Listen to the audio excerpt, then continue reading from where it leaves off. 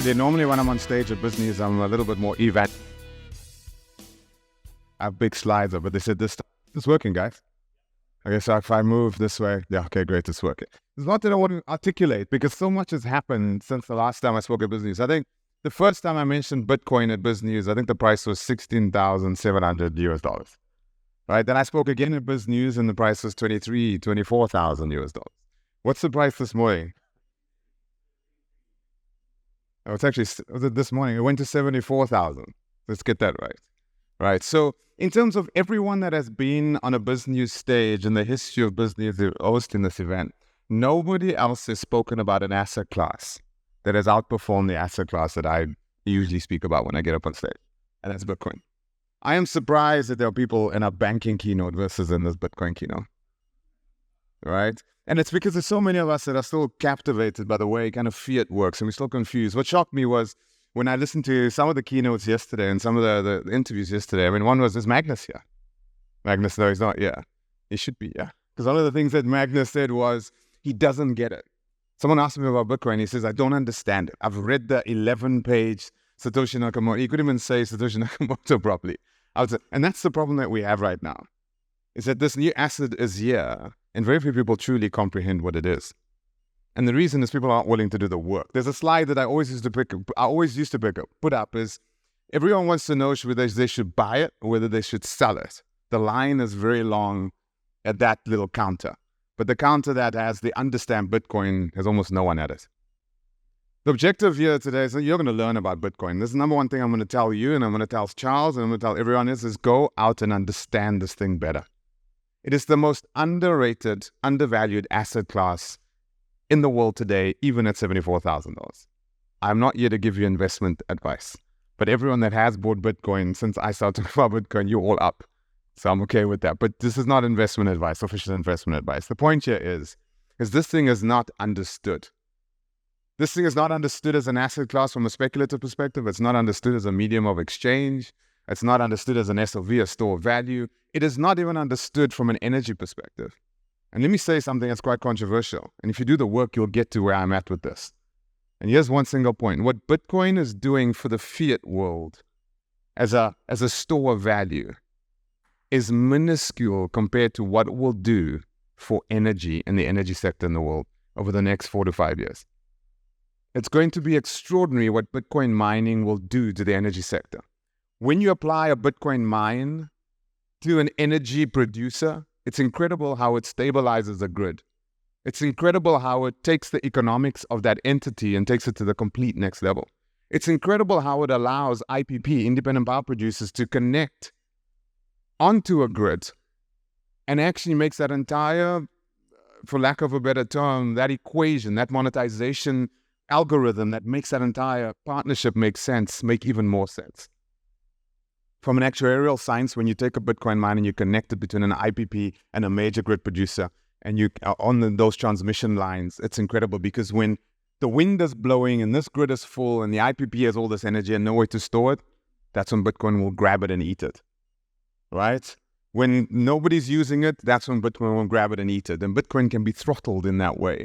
What it's doing on the energy side is what I want you to go away and investigate even more. It is extraordinary. I'm involved in a project right now, and I can't disclose what it is, but it could be potentially the largest Bitcoin mine in the Southern Hemisphere. And what we're doing is we're attaching it to a grid that's fairly unstable. And the problem with this grid is its transmission lines. And the problem that it has is it's got excess supply of alternative energy, but it doesn't know what to do with it. And that's the problem, that in the world today, I think more than a third of all the energy that we produce in the world goes away. That was a shocking statistic that I learned over the last year. Almost 30 to 35% of all the energy that we produce, that we harness, we can't utilize. That's the Bitcoin story, even further. This thing is not understood. So I'm going to articulate some things. I'm going to go through fiat currencies. So I'm going to talk in your languages. So you can so let's go through it. So if I had to explain a token, and I wrote this down, it has 27 trillion in supply. It has an unlimited cap. It's got one node. 1% of the holders own 30% of it. The issuer is 34 trillion in debt. The issuer has printed 25% of the supply of this token in the last 6 months. And its inflation associated with it is out of control. If I told you to buy an Echo token, would you buy that token? Right? That's the US dollar. That's what the US dollar is today. The global metrics for me that scare the living daylights out of me is that more than 20% of US dollars was printed in the last 12 to 18 months. More than 60% of US dollar in circulation today was printed from 2020 until now. That is not sustainable. That's a money printing machine, right? And I think the pivotal question that everyone will be asking moving forward is, what is money? If you were to ask me what is the number one question that everyone should have in their minds, I think it's two questions. What is money? And the second one is, what is work? Those are the two questions facing humanity today. Bitcoin addresses the one, and Bitcoin only addresses the one. Charles is going to get up on stage today and he's going to perhaps represent the other coins. But I want to say there is only one. There is no second best. There's only one Bitcoin. Yes, you can go play with the others. It's okay. Ethereum is okay. But Ethereum is solving for something very different from what Bitcoin is solving.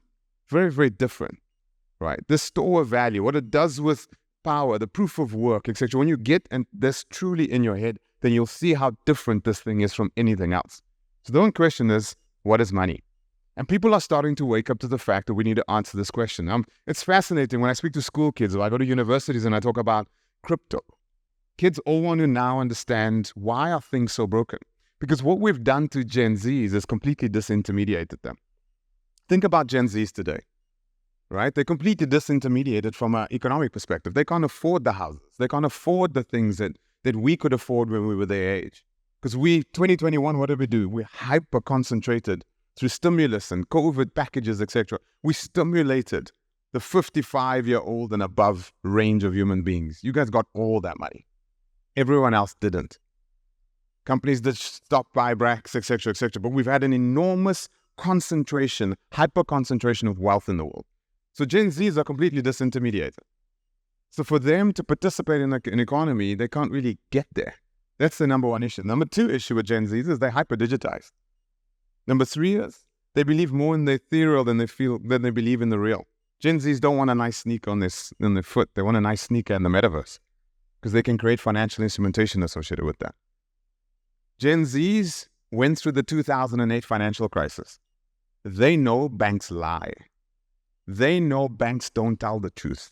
They saw what happened to their parents during the financial crisis. They can still completely recall that. So this notion of a bank with a big vault in your head subconsciously that was imprinted on you when you was a kid, Gen Zs don't believe that. They don't believe in the current financial structure. And they're investigating very, very deeply into it. The last thing about Gen Zs is it's the most privacy violated group of human beings that we've ever seen in the history of humanity.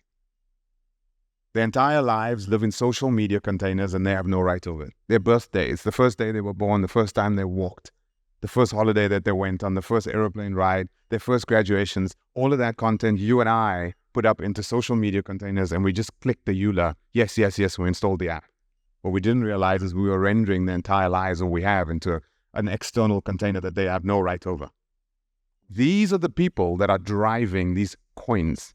These are the people building these metaverses, these tokens, these NFTs, these Ethereum platforms, these layer 2 things. It's not built by people my age. It's built by people in their early 20s. If you take a look at where all the VC money is going, it's going towards them. So we're seeing a generational shift, but this generation is also asking, what is work? Because fiat is broken work, right? We work, we get super indebted, we pay off our debt, and we sort of live the last 2 years of our life like we should have lived our entire lives, and our kids are going to that same cycle. And kids are disenfranchised. They don't want that. So the question about what is work, that's the AI story. I don't have time today, but the two questions is what is money, and that's what we're addressing today. The other one is what is work, and that's the AI story. What's very funny for me in the world today is that in the United States, everyone's asking, what's this Bitcoin thing? What's its utility? What's fascinating to me is how many people in the Western world today don't get Bitcoin. Yet everyone outside of the United States gets its utility. If you live in Venezuela and Argentina, if you live in South Africa, if you live in Egypt, just in the last 3 weeks, right? The Egyptian dollar versus Bitcoin, did you see that? The God candle in one day. If you live in Turkey, you know Bitcoin. So Bitcoin is understood, fascinatingly, outside of the G4. And you know what's conversely so? Is how few of us outside of the G4 understand what's happening with artificial intelligence inside of the G4. That's the conundrum that I see happening. They don't understand Bitcoin and we don't understand AI and what AI is going to do to the job market. But the two have come at exactly the same time. In a world where we're going to have ultra abundance, you as people that have done your MBAs and your economic minds, you don't understand how to compute abundance in your actuarial science way, where everything's abundant and labor and intelligence is disseminated. When the labor and intelligence separates from each other, we don't know how that economy works. And that's where we live today. What is happening is intelligence is separating from human consciousness, and that's the dilemma that we're going to have to face. And what does work look relative to that? That's very interesting. But that's going to lead to abundance. And that abundance is being matched by what? The first true scarcity we've ever seen in humanity. It's such a beautiful thing. We've got this hyper-abundance through AI, and then conversely so, we've got this true, authentic scarcity, algorithm, protocol, thing that's meeting it at the same time. AI and Bitcoin were made for each other. What's the biggest challenge of AI? Biggest challenge of AI is repudiation. Is it authentic? Is it real? Is this the real thing? We all know that this is going to be our biggest challenge with AI, but guess what? What is the biggest truth network in the world? What's the biggest truth computer in the entire world? It's Bitcoin. It's the largest crypto computer in the entire world. It can exchange value without any third party having to verify. That's incredible. We've never had that. So I'm going to go through some more. Yes. So Bitcoin's performance since we last spoke. Right now, today, I just put some things down. What was very interesting, I was going to put Larry Fink up. Larry Fink's become like the biggest Bitcoin advocate, which is astonishing to me because just the first BNC when I got up, Larry Fink, I had a slide of him up, and what did he say? It's the biggest fraud and the biggest scam ever. Right? That's what Larry Fink from BlackRock said. Today, BlackRock's IBIT ETF, we look at the performance. Right? Let's go through it. It's now bigger than silver. It's coming for gold. In 8 weeks, the Bitcoin spot ETF asset total is half of gold's spot ETF in 8 weeks. This is astonishing, right? This amount of inflows. And people still find, like, what's the utility to this thing? What Larry Fink will tell you is it's a flight to safety, which is astonishing. Okay, it's the largest we've ever seen of inflows in ETFs in the history of ETFs. We've never seen anything like this, which is astonishing. It's not going to stop. People are like, when is this going to stop? It's not. Because guess what? These ETF flows right now, I was doing some research last night. These are ETF flows on the basis of people being asked. So someone will call the brokerage house and say, can you please put, and then they will do it. It's not proactive selling yet. BlackRock, Fidelity, etc., they're not doing proactive selling at the moment. Yes, there are some road shows going on, but their trading desks are not proactively selling yet. And look at the inflows that we see. Something is going on. And someone always says, yeah, well, this is so small relative to Fiat. This is so small. Yes, but it's an apex predator. It's coming. It's coming for gold. It's coming for property. It's coming for bonds. It's coming for art. A friend of mine sold all his artwork and he's going into Bitcoin. Like, I looked at the artwork category in the world. It's $18 trillion. That's how big art is in the world. Bitcoin's coming at that. I'm going to read this and then I'm going to give over. This one single thing. It's a tweet that someone did last night and I thought it's just an incredible tweet. And I'll read it because it sums up everything. Let go of the fear of $1 million Bitcoin. It's happening. But it doesn't mean the world will fall apart. It will merely be a transfer of value from assets that leak value into one that doesn't. Only one that doesn't. What's so scary about that? In fact, the world is going to improve along the way. A new golden age is in front of us. Think about our current reality. We tell people to work for 45 years nonstop, store as much value as they can in the S&P 500, and they'll hopefully have enough to retire one day. What an absolutely depressing prospect. 45 years filling out spreadsheets just to end up playing bingo in a nursing home. Meanwhile, your children are too busy to visit you because they're following the exact same path you did. No wonder most people don't even bother saving or planning for the future. No wonder people have lost hope. Bitcoin is the new deal. Work hard in your 20s when you're full of energy and ambition. Save as much as you can in Bitcoin and watch your purchasing power grow rapidly year over year. If you stay diligent, you can be financially free in your 30s. As your Bitcoin stack grows, your purchasing power is faster for your expenses. You can afford to start a family. You can gradually increase your living standards. Life gets noticeably better over time. That's the hope that humanity's first truly sound money provides. And it's here just in time for the next tech revolution. We're on the cusp of multiple tech breakthroughs that will lead to massively decreased costs of production. Everything is getting better and cheaper for Bitcoin holders. But that will only accelerate with the coming breakthrough in AI. People are terrified of change. Programmers are freaking out as AI starts to do what they can do better. There's no denying it. Professional button pushers are an endangered species. But the people of the future won't believe how much time we spend toiling away on computers when we could have been enjoying time with our families or spending time in nature instead.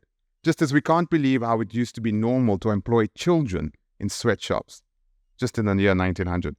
If you push buttons for a living, your best move is to adopt the Bitcoin standard as soon as possible and save profits in BTC while you still can. You may find that it gives you freedom you didn't even realize was possible. And the future you feared, you will end up being far more beautiful than the present.